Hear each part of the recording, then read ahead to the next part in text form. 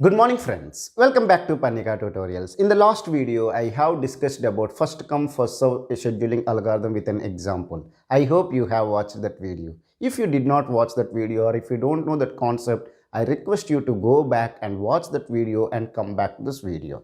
In this video, I want to discuss about shortest job first scheduling algorithm with an example. So I request everyone to watch the complete video for better understanding. Usually the scheduling algorithms are broadly classified into two types. One is preemptive scheduling algorithm, another one is non-preemptive scheduling algorithm. The non-preemptive scheduling algorithms, once a process has been shifted to the running state, if it does not require any IO request, then it will complete its entire task, then it will be shifted to the terminated state. Whereas in a preemptive scheduling algorithm, we will have a time quantum or a high priority process comes, then the process which is there in the running state will be shifted to the ready state. The shortest job first scheduling algorithm will come in the category called non-preemptive scheduling algorithm. Now let me discuss the shortest job first scheduling algorithm with this example. To make you understand, I have taken four processes such as P1, P2, P3, P4. They have arrived to the ready state at 1 unit of time, 2 unit of time, 1 unit of time and 4 unit of times respectively. And they need a burst time to complete its task of 3 units, 4 units, 2 units and 4 units. Then we will compute the completion time, turnaround time, waiting time and response time of each processor. Now to compute the completion time or turnaround time or the waiting time, we need to draw the Gantt chart. If you can complete the Gantt chart successfully, then half of our work is completed. Okay. Now let me discuss about the shortest job first scheduling algorithm. The what is meant by shortest job first scheduling algorithm is that let's assume that at 1 unit of time, the process P1 and P3 has been arrived to the ready state. We have a ready state, okay, and we will have the running state. Look at the processor P1 and P3 has been arrived exactly at 1 unit of time. Now, which one I should give the priority to shift to the running state? If it is first come first serve, then if both the process has been arrived at the same time, then we have looked at the processor ID. The processor ID P1 has less ID, so P1 will be shifted to the running state. But when it comes to the shortest job first scheduling algorithm, we will look at the burst time.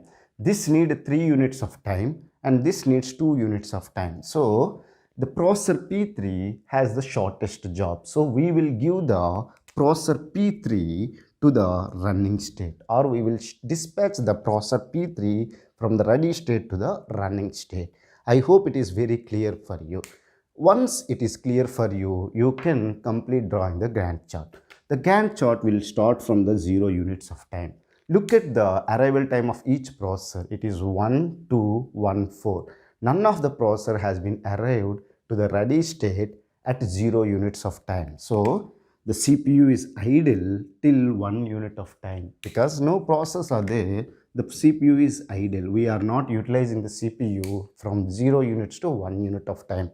At 1 unit of time, processor P1 and processor P3 has been arrived to the ready state. Processor P1 and processor P3 has been arrived to the ready state. As it is the shortest job scheduling algorithm, we will look at the burst time of each processor. P1 has the burst time is 3 and P3 has the burst time as 2. Which processor has the shortest job? P3 has the shortest job. So we will give the P3, or we will dispatch the processor P3 to the running state, and it will need 2 units of time. So it will complete its task by 3 units of time. By the 3 units of time, we will look at what are the processes which are there in the ready state. Already P1 is already there. Then P2 has come by that time. Basically, it has arrived the ready state at 2 units of time. Once it is completed, P1 and P2 are waiting in the ready state. Again, we will look at the burst time. P1 burst time is 3 and P2 burst time is 4. So, which processor has the shortest job? P1 has the shortest job. So we will give the, or we will dispatch the process P1 from ready state to the running state. So right now P1 is running, P2 is waiting in the ready state. Okay. Now what is its burst time? 3 units. From 3 to 6 units of time, it will complete its task. By the time processor P2 is in the ready state, and even processor P4 is also in the ready state.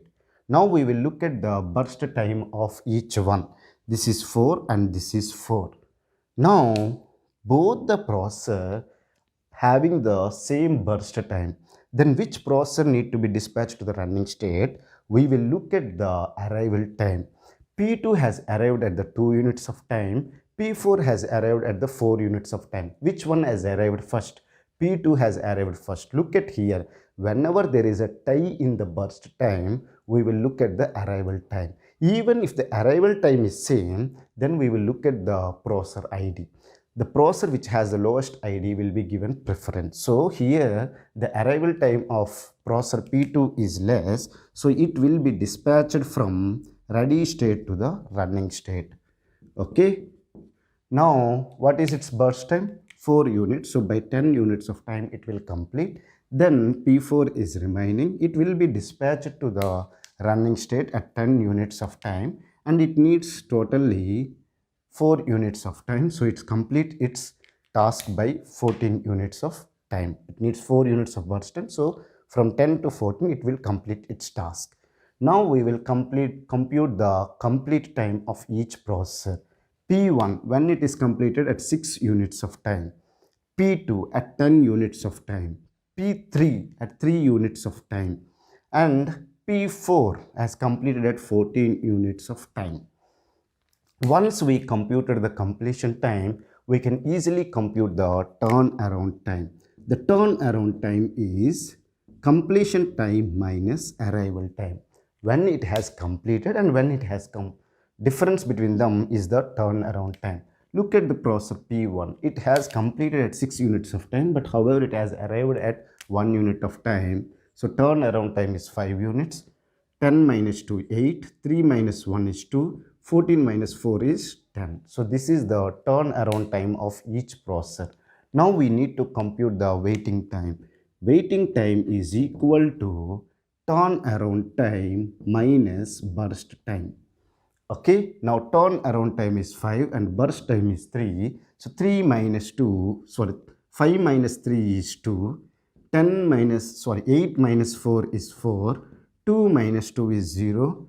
10 minus 4 is 6. Is it clear? Are you able to understand? See, just you to compute the turnaround time minus burst time. 5 minus 3 is 2. 8 minus 4 is 4. 2 minus 2 is 0. 10 minus 4 is 6. Now we need to compute the response time. Already I have discussed that for a non-preemptive scheduling algorithms, the response time will be equal to the waiting time. But however, I will compute the response time and will show you that for this shortest job first algorithm, which is a non-preemptive, the response time will be equal to waiting time. How can we compute the response time? We will look at each processor when it has been first shifted to the running state. Look at the processor P3 when it has shifted first time to the running state at 1 unit of time. Check the arrival time. This minus arrival time we have to compute. So 1 minus 1 is 0. Processor P1 when it has first shifted to the running state at 3 units of time. When it has arrived 1 unit of time. So 3 minus 1 is 2. So its response time is 2 units. Okay. Similarly, P2 has been first shifted to the running state at 6 units of time. However, it has arrived at 2 units of time. So 6 minus 2 is 4. Similarly, P4 10 minus 4 is 6. Look at each one. This is 2, 4, 0, 6. So the waiting time is equal to response time for a non-preemptive scheduling algorithms. Now usually in any competitive exams, they will ask you to compute the average turnaround time. What you need to do is that you need to find out the turnaround time of each processor and compute the sum by number of processors. So which is nothing but 5 plus 8 plus 2 plus 10 divided by 4, which is nothing but 5 plus 8 is 13, 13 plus 2 is 15, 15 plus 10 is 25 by 4 is the average turnaround time. Similarly, if someone asks you to compute the average waiting time, you need to compute the sum of all the process waiting time, which is nothing but 2 plus 4 is 6, 6 plus 0 is 6, 6 plus 6 is 12 by 4, which is nothing but 3. So average waiting time for this one is 3 and this is 25 by 4. So this is about the shortest job first scheduling algorithm. I hope it is clear for you. If you still have any doubts related to this concept, feel free to ask me in the comment section. I will try to clear your doubts as early as possible. Thank you for watching the complete video. Have a nice day.